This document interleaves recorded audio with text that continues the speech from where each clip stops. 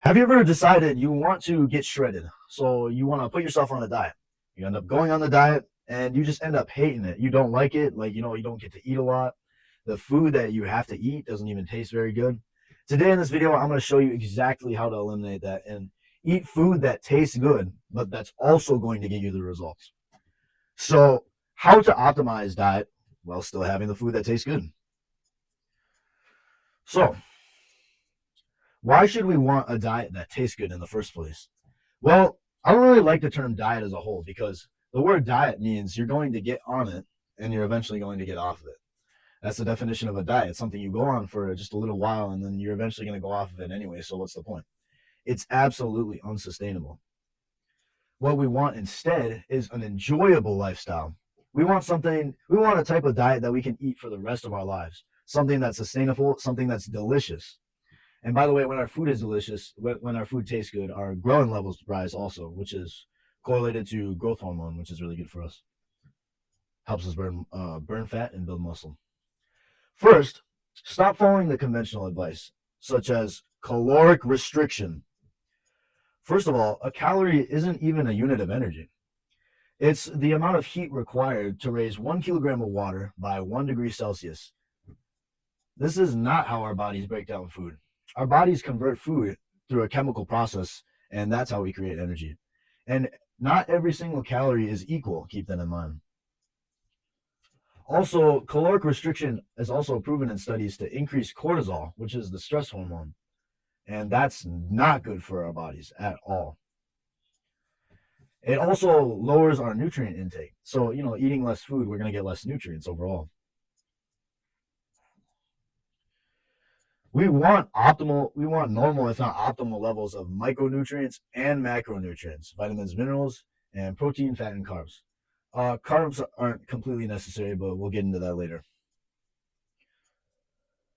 So why do doctors and stuff, why do they recommend caloric restriction for weight loss? Well, the truth is it does help you lose weight. Caloric restriction is basically proven to make you lose weight no matter what. But what does it reduce? Well, it's not just reducing fat. It's also reducing our muscle and our bone density as well as our bone tissues. So what should we focus on instead of calories? What's more important?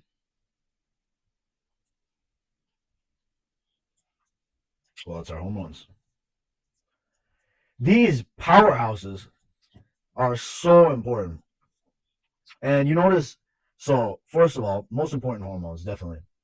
Human growth hormone and testosterone.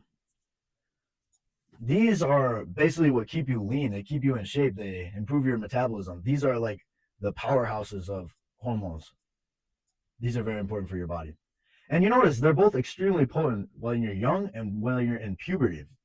So that's why, you notice teenagers and stuff, they can eat whatever they want. They don't tend to put on weight and they still tend to have good muscle mass. Why is that? It's because when you're in puberty and when you're young, these are these human growth hormone and testosterone and all these hormones, they're like steroid levels in your body. And then they tend to decrease as you age. So what we're looking to do is actually bring these hormones back up. That's the goal.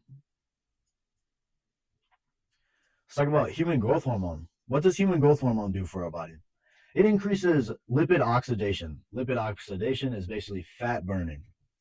It also helps in rapid tissue repair. In actually clinical situations, they use human growth hormone to help treat injuries and stuff, to help the tissues grow back. It also increases stem cells, and it increases our muscle growth. It increases our bone growth if we're still in puberty, and it grows nearly every tissue in the body. Testosterone reduces stress, and reduced stress increases testosterone, so it's kind of like a positive cycle. It burns fat automatically, which explains teenagers eating whatever they want and they don't put on fat. And it increases type 2X muscle fibers.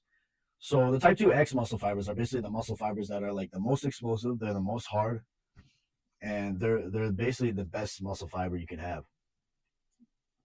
Increases energy and motivation. And it also increases self-confidence and self-assurance. So These molecules, testosterone and human growth hormone, are an absolute must. We should be focusing on these. We should not be focusing on calories. We should be focusing on these hormones that do this stuff for us automatically. So, what's the best diet that's going to get us the most results in this scenario? So, first thing we want to do is lower inflammation. So, cut out or lower all these foods because all these foods cause inflammation. Chicken, surprisingly, chicken has high omega-6s in it, or linoleic acid, and that causes inflammation. Same with bacon, olive oil, pork, and seed oils. I know some of these are tough, but trust me, just try and lower these foods as much as you can. Just try and find other foods that are just more enjoyable, which I'll bring up in just a second. So next thing we want to do is actually increase our meat consumption. Now, a lot of these red meats, they do have high linoleic acid in them if they are processed. If you get these foods grass-fed, they have significantly less inflammatory effects. But if you do just get the regular processed meat, that's okay. Just make sure you're supplementing with a fish oil to compensate. That will really help your body. And meat is actually the most bioavailable forms of nutrients because they don't have anti-nutrients like phytates, oxalates, and lectins. They have lots of B vitamins, which is very important for energy. And a lot of them are complete proteins, which means they contain all 9 essential amino acids, which is absolutely crucial for muscle growth. Next thing we want to do, and a couple of you might jerk your knees at this statement, but we actually want to decrease our vegetable consumption. You don't have to completely cut out vegetables if you don't want to, but I would highly recommend limiting as much as possible. Why? Well, vegetables are actually the least bioavailable when it comes to nutrients. It has lots of anti-nutrients in it, like phytic acid, oxalates, lectins, and goitrogens, and all these things. What they do is they enter your body and they bind to nutrients and minerals so your body can't absorb it. They also have indigestible fiber, and what this fiber does is it actually speeds up the digestion process and it actually makes it less thorough, so our bodies consume less of the nutrients overall. They also have phytoestrogens, which absolutely plummets our testosterone. And if you're not going to completely avoid vegetables, please, please, please completely avoid seeds and nuts. These are the worst. Why? Look at the phytoestrogen content. Soybeans and flax seeds. Those numbers are huge. And then compare that to garlic. Garlic's pretty high in itself. It has about 600. And then an orange. See, let's look at a fruit. It has barely any. So fruits are way better in this regard. And soybeans and flax seeds, women actually use these to make their breasts bigger naturally. So if you're a man and you're eating soybeans or flax seeds,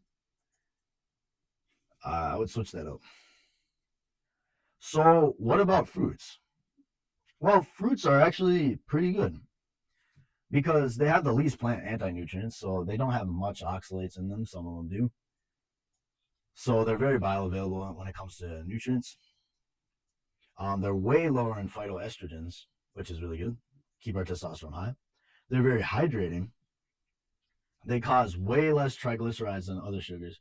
Triglycerides are basically what are in your body that bind to carbs and they turn it into fat storage in your body.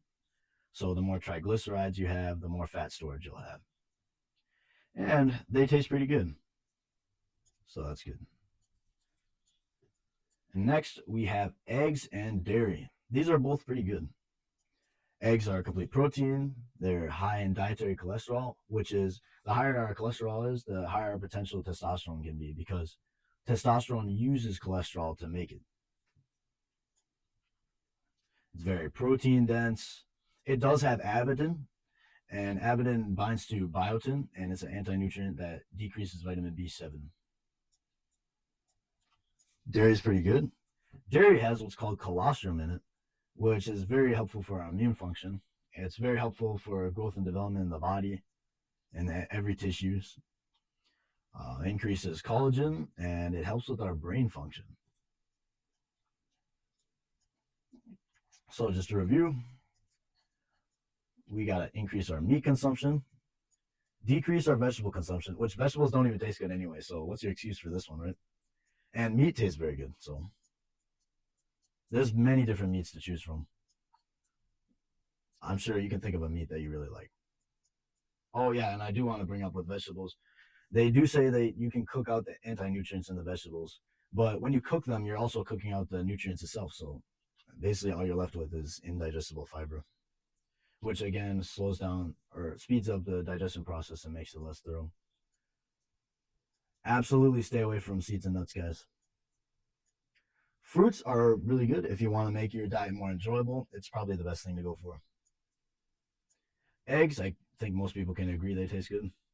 And dairy, milk tastes good. That's all I have for you today. If you enjoyed this video, make sure to give it a thumbs up. The link to the Discord server is in the description. And if you haven't already, subscribe to the channel if you like my content. And I'll see you guys later.